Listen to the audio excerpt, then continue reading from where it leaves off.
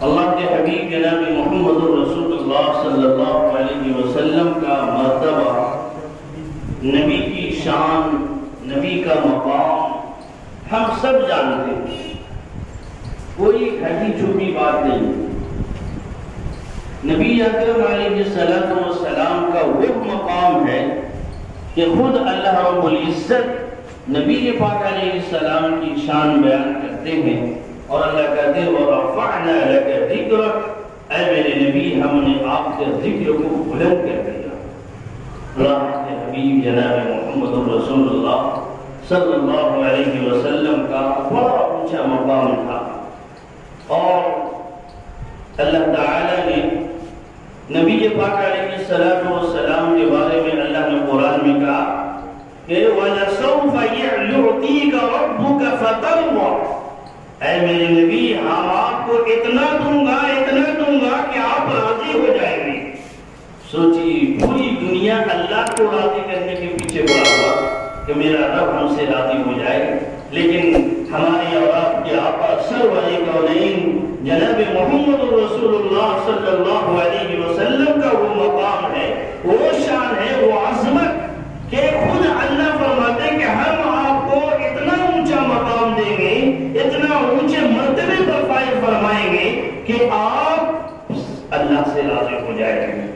تو یہیں تک نہیں، نبی پاک علیہ السلام کو طرح طرح کے تعنے دیے گئے، آپ نے سنا، ہر تعنے کا جواب خود اللہ نے دیا۔ لوگ مذاق اڑاتے تھے، اللہ نے صاف لفظوں میں قرآن میں کہا اِنَّا كَفَيْنَاكَ الْمُسْتَهْزِئِينَ، اے پیغمبر استہزاء مذاق اڑانے والوں کے لیے ہم کافی ہیں۔ اور آج دن تاریخ اٹھا کر دیکھیے، جو لوگ بھی نبی کا مذاق اڑانے والے تھے اللہ نے اس کو تباہ و برباد کر دیا۔ نبی کی حفاظت کی ذمہ داری بھی اللہ نے لی تھی۔ نبی کے دشمن ہر وقت کوشش میں رہتے تھے خون کے پیاسے کس طرح نبی کے مشن کو ختم کر دیا جائے۔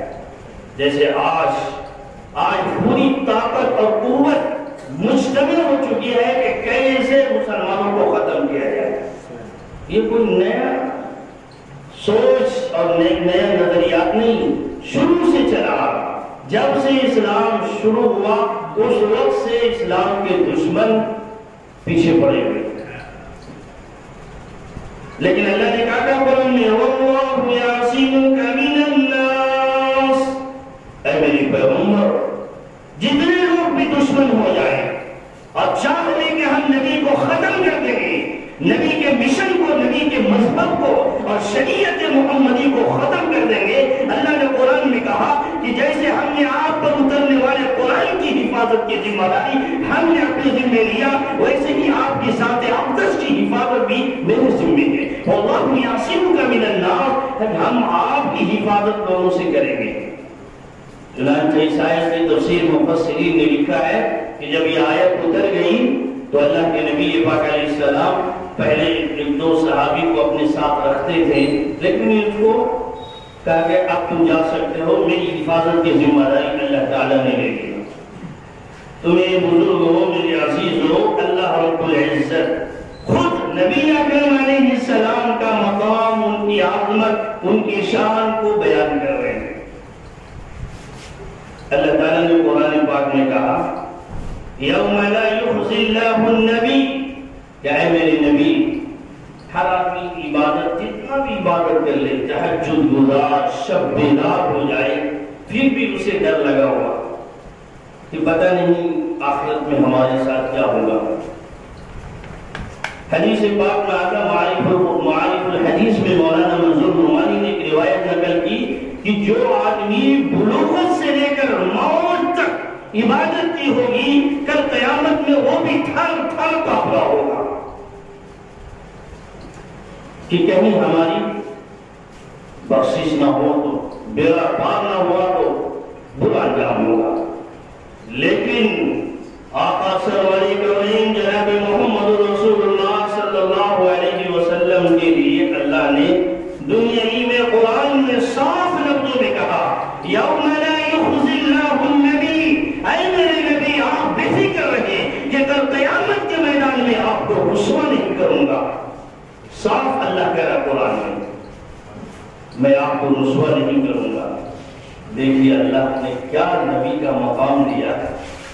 نبی تو نبی، لیکن ہم جیسے گناہگاروں کے لیے بھی اللہ نے قرآن میں کہا کہ اے میرے حبیب، آپ میرے نزدیک اتنے محبوب ہیں اور آپ اتنی رفعت و شان کے مالک ہیں، عظمتوں کے مالک ہیں کہ کل جو بھی دنیا میں آپ کے دامن سے جڑ جائے گا، آپ کی شریعت کو مان کر زندگی گزارے گا، آپ کی سیرت اپنے اخلاق کو مانے گا، آپ کی کردار کو اپنائے گا، اسے بھی ہم قیامت میں رسوا نہیں ہونے دیں گے.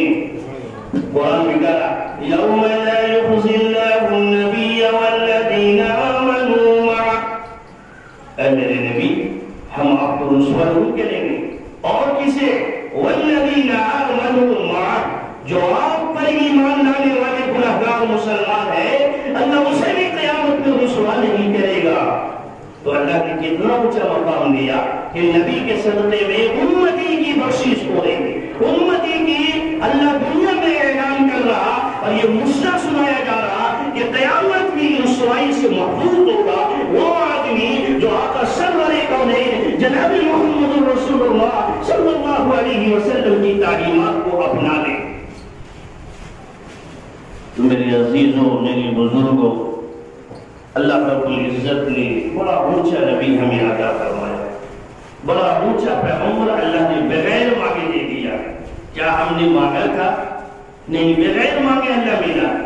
اور شب و روز 24 گھنٹے کی جو ہماری زندگی ہے، ہم اللہ کے احسان تلے دبے ہیں. یہ ہاتھ، یہ پاؤں، یہ جسم، یہ جوارے، یہ صحت، یہ تندرستی، یہ طاقت، قوت، مکان، دھن، دولت، ساری چیزیں اللہ کی دی ہوئی ہے یا نہیں؟ ساری نعمت اللہ کے ہم کھا رہے ہیں، لیکن اللہ نے کبھی احسان نہیں جتایا. اور اللہ نے کہہ دیا وَإِن تَعُدُّوا نِعْمَةَ اللَّهِ لَا تُحْصُوهَا، کہ اگر اللہ کی نعمت کو شمار کرنا چاہو شمار نہیں کر سکتے. اتنی اللہ کی ہمارے ساتھ نوازشات ہیں، لیکن دن رات ہم ناشکری کر رہے ہیں. جتنا بھی مل رہا اتنا ہی ناشکری ہو رہی ہے.